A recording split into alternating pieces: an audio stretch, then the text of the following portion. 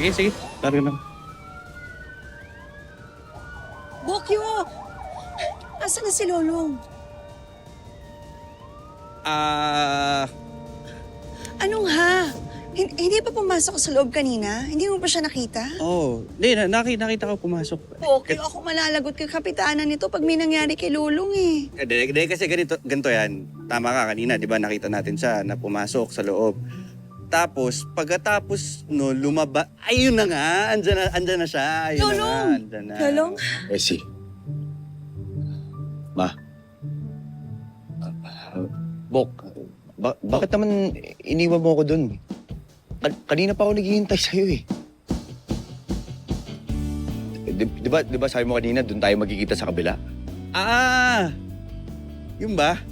Pasensya ka na, Long, ha? Nakalimutan ko. Yun nga pala yung usapan natin. Pasensya na kayo. Kasalanan ko.